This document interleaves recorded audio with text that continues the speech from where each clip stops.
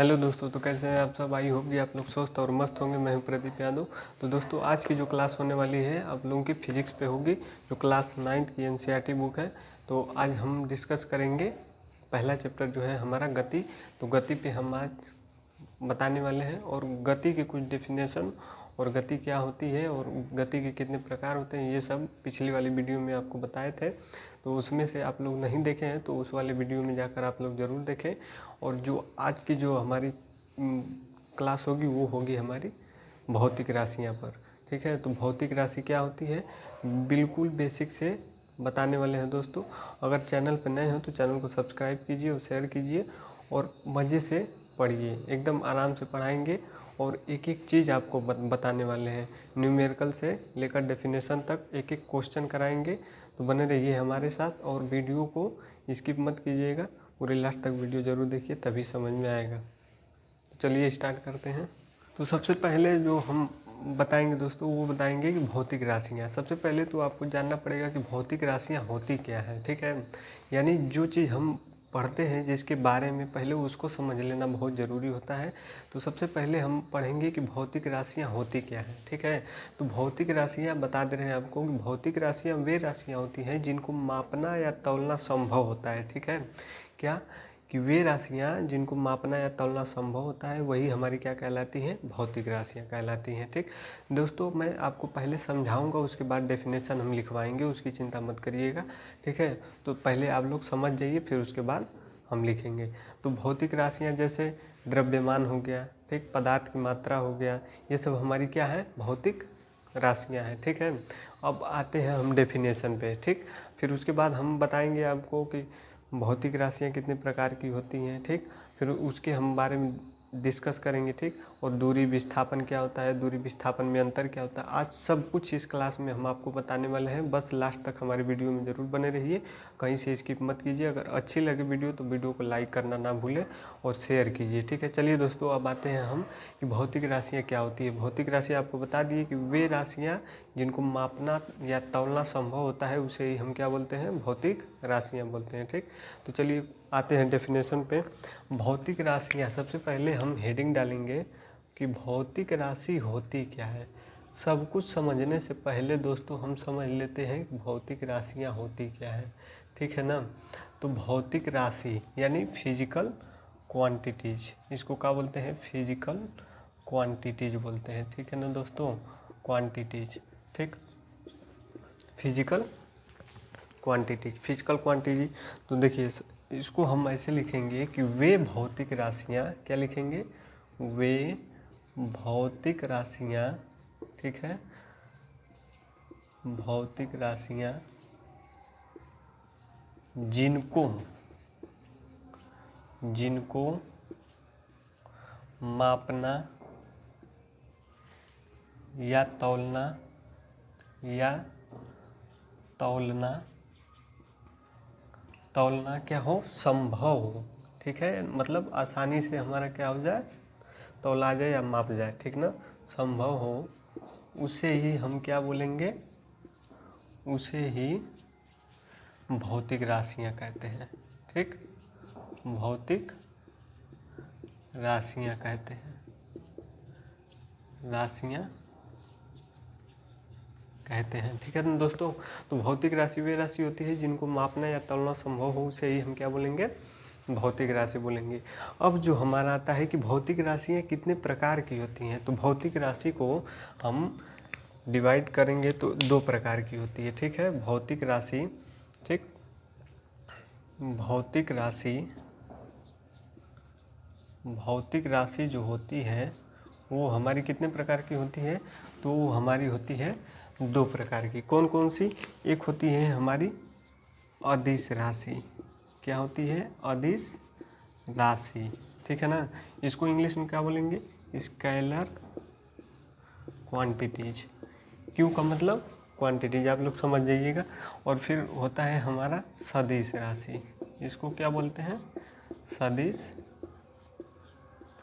राशि। इसको क्या बोलेंगे इंग्लिश में, वेक्टर क्वांटिटीज। ठीक, तो सबसे पहले हम समझेंगे कि अदिश राशि क्या होती है। ठीक है, जैसे इसका परिभाषा होता है हमारा कि वे राशियाँ या फिर वे भौतिक राशियाँ, ठीक, जिनमें केवल परिमाण होता है। क्या होता है? जिनमें केवल परिमाण होता है, उसे ही हम क्या बोलते हैं? अदिश राशि बोलेंगे। एकदम उदाहरण सहित आपको समझाएंगे, बस आप लोग लास्ट तक बने रहिए, ठीक है। तो अदिश राशि वे राशि होती है जिनमें केवल परिमाण होता है, दिशा नहीं, उसे ही हम क्या बोलते हैं? अदिश राशि बोलेंगे, ठीक है। जैसे हमारा हो गया कार्य हो गया, ठीक, दाब हो गया, बल हो गया, ये सब हमारा क्या है? अदिश राशि। इसमें केवल परिमाण होता है, इसमें कोई दिशा नहीं होती है, ठीक। फॉर एग्जांपल जैसे अगर कोई आपसे बोल दे कि मान लीजिए कोई पत्थर है, ठीक, सपोज दैट मान लीजिए कोई पत्थर है, वो जितने भी केजी का या फिर 5 केजी का हो, 10 केजी का हो, जितने भी केजी का रहेगा तो आप बता देंगे कि नहीं ये हमारा 2 केजी का है, 5 केजी का है, ठीक। तो उसमें हमारा क्या है? परिमाण हो रहा है, ठीक, जिसको संख्या या मात्रक के रूप में प्रदर्शित करते हैं, उसे अदिश राशि कहते हैं, ठीक है। जिसको संख्या के रूप में और मात्रक के रूप में प्रदर्शित करते हैं, उसे ही हम क्या बोलते हैं? अदिश राशि, ठीक। जैसे 25 मान लीजिए 25 केजी का आपने बताया, तो 25 जो हमारा हुआ वो संख्या के रूप में हो गया और केजी जो है वो मात्रक के रूप में हो गया। तो यही परिभाषा मिलता है कि जिसको संख्या और मात्रक के रूप में प्रदर्शित किया जाता है, उसे ही हम क्या बोलते हैं? अदिश राशि बोलेंगे, ठीक। और सदिश राशि कि वे भौतिक राशियाँ जिनमें परिमाण के साथ साथ दिशा भी होती है, ठीक है ना। वे राशियाँ जिनमें परिमाण के साथ साथ दिशा भी होती है, उसे ही हम क्या बोलते हैं? सदिश राशि बोलेंगे। फॉर एग्जांपल जैसे अगर आपका कोई दोस्त है, ठीक, आपने अगर उससे बोला कि नहीं दोस्त 10 न्यूटन का बल लगाकर मान लीजिए कोई दरवाज़ा है उसको खोलना है, ठीक, तो वो अचंभव में हो जाएगा कि नहीं 10 न्यूटन का बल लगाकर हम किधर का खोलें, बाहर का खोलें या भीतर का खोलें, ठीक। तो आपने तो उसको पूरा बात नहीं बताया, ठीक, तो वो परेशान हो जाएगा कि हाँ 10 न्यूटन का बल हम किधर लगाएं, अंदर की ओर लगाएं या फिर बाहर की ओर लगाएं। तो जब आप बताएंगे कि नहीं 10 न्यूटन का बल भीतर की ओर लगाओ या फिर बाहर की ओर लगाओ, तो उससे वो समझ जाएगा कि हाँ 10 न्यूटन का बल हमको भीतर या बाहर लगाना है, ठीक।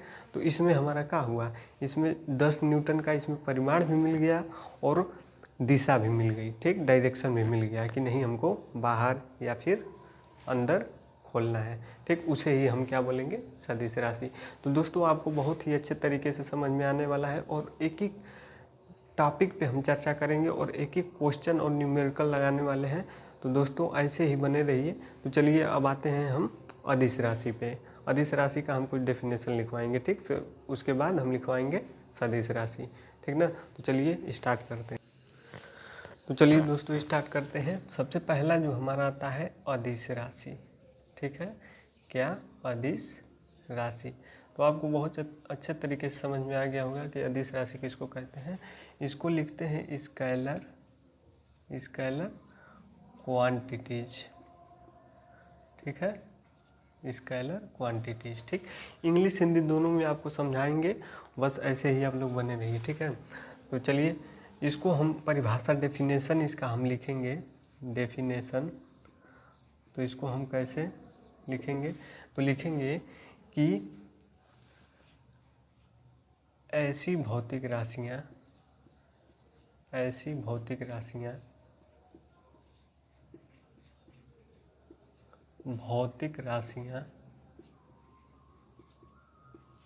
जिनमें क्या हो? केवल परिमाण हो, ठीक है। यही ना बताया है कि ऐसी भौतिक राशियाँ जिनमें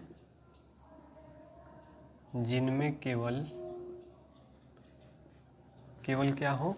परिमाण हो, ठीक, परिमाण हो, उसे हम क्या बोलेंगे? अदिश राशि बोलेंगे, अदिश राशि कहते हैं। उसे ही हम क्या बोलेंगे? अदिश राशि बोलेंगे, ठीक है। एग्जाम्पल में जैसे फॉर एग्जाम्पल में जैसे हमारा क्या हो जाएगा? हमारा हो जाएगा दाब, बल, ठीक, फिर कार्य, ऊर्जा, ठीक, इत्यादि, ये सब हमारा क्या हो जाएगा, अदिश राशि में हो जाएगा। ठीक, एग्जाम्पल में आपको बताया है कि अगर कोई चीज़ या पिंड है या फिर कोई पत्थर है, पिंड या पत्थर वही होता है। ठीक, तो मान लीजिए कोई पिंड है, ठीक, वो हमारा 5 केजी का है, तो आप बता देंगे कि नहीं ये 5 केजी का है। ठीक, तो जिसको हम संख्या और मात्रा के रूप में प्रदर्शित करते हैं उसे ही हम क्या बोलते हैं, अदिश राशि बोलते हैं। तो एकदम इजी से आपको समझ में आ रहा होगा दोस्तों। तो चलिए अब स्टार्ट करते हैं सदिश राशि। ठीक, सदिश राशि जो दूसरा आता है हमारा वो होता है हमारा सदिश राशि। अब तो सदिश हम समझेंगे कि सदिश राशि क्या होती है। सदिश राशि वेक्टर क्वांटिटीज।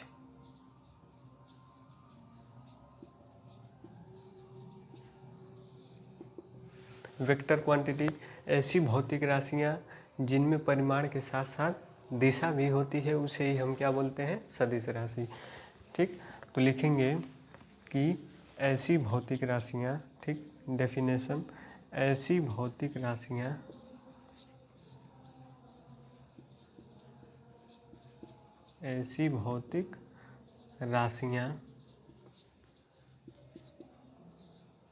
जिनमें क्या, जिनमें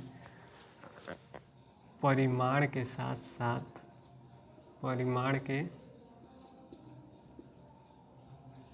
साथ क्या हो, दिशा भी हो, यानी डायरेक्शन बोलते हैं इसको इंग्लिश में ना, डायरेक्शन। ठीक, दिशा भी हो,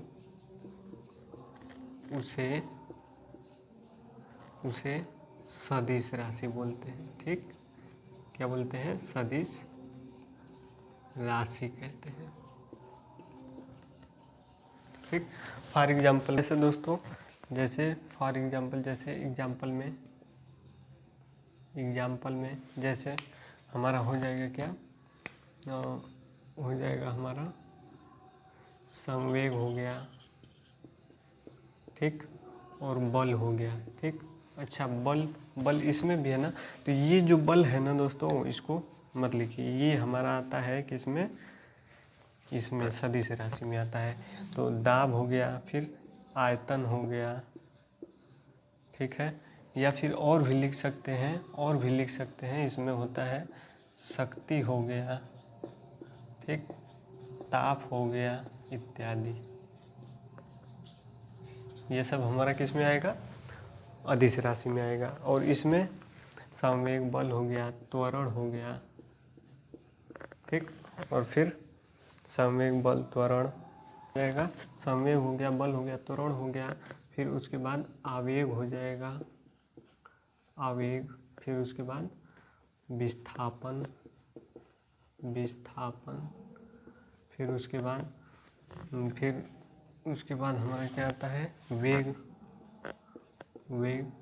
इत्यादि। ये सब हमारे किस में आएगा, सदिश राशि में आता है। ठीक, तो जैसे आपको एग्जाम्पल में समझा दिए कि अगर कोई आपका दोस्त है, अगर उससे आप बोलेंगे कि नहीं दोस्त 10 न्यूटन का बल लगाकर एक दरवाज़ा खोलो या दरवाज़ा खोलना है, ठीक, तो वो समझ नहीं पाएगा कि 10 न्यूटन का बल हम अंदर की ओर लगाएं या फिर बाहर की ओर लगाएं। जब तक आपको उस पूरी बात अगर न बता दें तब तक वो समझ ही नहीं पाएगा कि हाँ हमको 10 न्यूटन का बल अंदर लगाना है या फिर बाहर लगाना है। तो जब आप बताएंगे कि नहीं 10 न्यूटन का बल भीतर की ओर लगाओ या फिर बाहर की ओर लगाओ, ठीक, तो वो समझ जाएगा कि नहीं हमको 10 न्यूटन का बल भीतर की ओर लगाना है। ठीक, तो इससे हमारा क्या प्रदर्शित होता है कि इसमें हमारा परिमाण भी मिल गया और दिशा भी मिल गया। ठीक, उत्तर में खोलना है, पूर्व में खोलना है, पश्चिम में खोलना है, दक्षिण में खोलना है, तो उससे हमारा क्या मिल गया, डायरेक्शन, दिशा मिल गया। ठीक, तो वही हमारा क्या होता है,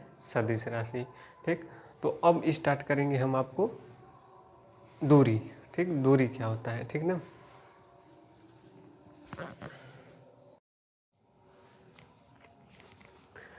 तो चलिए दोस्तों स्टार्ट करते हैं कि हमारा सबसे पहले हम आपको बताएंगे कि निर्देश बिंदु, सबसे पहले हम समझेंगे कि निर्देश बिंदु होता क्या है। ठीक है, निर्देश बिंदु होता क्या है। तो निर्देश बिंदु वो होता है कि किसी वस्तु की स्थिति जिस बिंदु की तुलना में ज्ञात की जाती है उसे ही हम क्या बोलते हैं, निर्देश बिंदु बोलते हैं। ठीक, क्या बोलेंगे, निर्देश बिंदु। अगर मान लीजिए आपसे अगर कोई कहता है कि नहीं मेरा स्कूल जो है घर से 5 किलोमीटर पूर्व की ओर है। ठीक, कहाँ है, 5 किलोमीटर पूर्व की ओर, सपोज दैट। ठीक, तो अब घर जो हमारा हुआ, घर से 5 किलोमीटर जो घर हमारा हुआ वही हमारा क्या हो गया, निर्देश बिंदु हो गया। ठीक है, क्या हो गया, निर्देश बिंदु हो गया, या फिर उसको हम क्या बोलते हैं, मूल बिंदु बोलते हैं। ठीक, तो चलिए डेफिनेशन लिखते हैं। डेफिनेशन, सबसे पहले डेफिनेशन स्टार्ट करेंगे। ठीक, तो चलिए दोस्तों स्टार्ट करते हैं डेफिनेशन पे। मूल बिंदु या निर्देश बिंदु किसको कहते हैं। ठीक, तो सबसे पहला जो हमारा आता है वो आता है हमारा निर्देश बिंदु किसको कहते हैं। ठीक, निर्देश बिंदु। ठीक, या फिर इसी को बोलते हैं मूल बिंदु। ठीक, इसी को हम क्या बोलते हैं, मूल बिंदु, ओरिजिन पॉइंट बोलेंगे। ठीक, तो क्या है हमारा, तो सबसे पहले हम इसको ऐसे लिखेंगे कि किसी वस्तु की स्थिति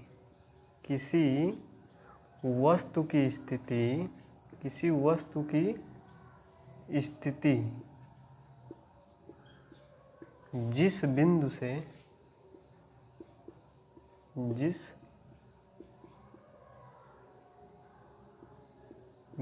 से ज्ञात की जाती है उसे हम क्या बोलते हैं, उसे हम निर्देश बिंदु बोलते हैं। ठीक, निर्देश बिंदु या फिर मूल बिंदु या फिर मूल बिंदु कहते हैं। ठीक, बिंदु कहते हैं। ठीक, सपोज जैसे आपको बताए हैं कि नहीं, अगर मान लीजिए कोई कहता है आपसे, या फिर आप किसी से भी बताते हैं कि नहीं मेरा जो स्कूल है मेरे घर से 8 किलोमीटर है या फिर 10 किलोमीटर, जितना भी है आप उनको बताते हैं, तो जो हमारा जो घर हुआ वो हमारा क्या हुआ, निर्देश बिंदु हुआ। ठीक, तो किसी वस्तु की स्थिति जिस बिंदु से ज्ञात की जाती है उसे ही हम क्या बोलते हैं, निर्देश बिंदु बोलते हैं। तो जो घर हुआ हमारा वो हुआ हमारा निर्देश बिंदु। ठीक, तो अब दूरी पे, दूरी क्या होता है हमारा, तो सबसे पहले हम दूरी को समझेंगे। ठीक, तो गतिमान वस्तु द्वारा किसी समय में तय किए गए पथ की लंबाई को उस वस्तु द्वारा चली गई दूरी कहलाती है। क्या, गतिमान वस्तु द्वारा किसी समय में तय किए गए पथ की लंबाई को उस वस्तु द्वारा चली गई दूरी कहलाती है। ठीक, दूरी किसको कहते हैं, तो लिखेंगे कि दूरी डिस्टेंस क्या होता है, गतिमान वस्तु द्वारा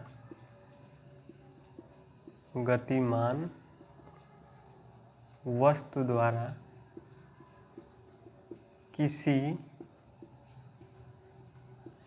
समय में, गतिमान वस्तु द्वारा किसी समय में तय किए गए पथ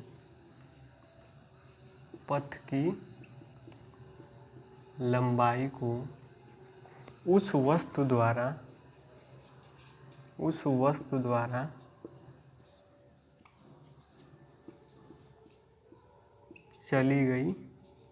उस वस्तु द्वारा चली गई दूरी कहलाती है। चली गई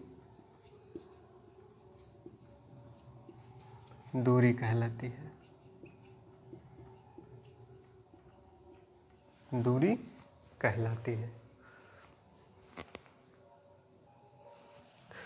तो दोस्तों दूरी तो आपको बहुत अच्छे तरीके से समझ में आ गया होगा कि दूरी किसको कहते हैं। ठीक, किस गतिमान वस्तु द्वारा, ठीक, गतिमान वस्तु द्वारा किसी समय में तय किए गए पथ की लंबाई को उस वस्तु द्वारा चली गई दूरी कहलाती है। ठीक, तो दूरी तो आपको बहुत अच्छे से समझ में आ गया होगा। तो अब आते हैं हम विस्थापन पे। विस्थापन क्या होता है कि वस्तु की अंतिम स्थिति, ठीक, वस्तु की अंतिम स्थिति तथा प्रारंभिक स्थिति के बीच न्यूनतम दूरी को हम क्या बोलेंगे, विस्थापन बोलेंगे, ठीक, डिस्प्लेसमेंट, ठीक ना। विस्थापन किसको बोलेंगे, वस्तु की अंतिम स्थिति तथा प्रारंभिक स्थिति के बीच की न्यूनतम दूरी को हम क्या बोलेंगे, विस्थापन बोलेंगे। तो विस्थापन को कैसे हम लिखेंगे, तो विस्थापन, फिर उसके बाद दोस्तों आपको बताएंगे कि दूरी और विस्थापन में अंतर क्या होता है। विस्थापन, इसको क्या बोलते हैं, डिस्प्लेसमेंट, डिस्प्लेसमेंट बोलते हैं, ठीक। तो परिभाषा में क्या लिखेंगे, लिखेंगे कि वस्तु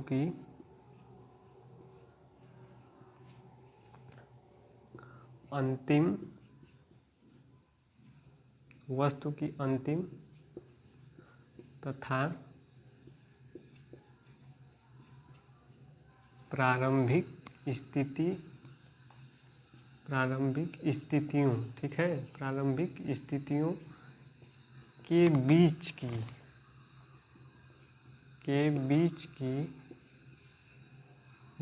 की न्यूनतम दूरी को क्या बोलेंगे, विस्थापन बोलेंगे, ठीक है, डिस्प्लेसमेंट बोलेंगे, ठीक है। डिस्प्लेसमेंट क्या होता है, तो वस्तु की अंतिम स्थिति तथा प्रारंभिक स्थिति के बीच की न्यूनतम दूरी को हम क्या बोलेंगे,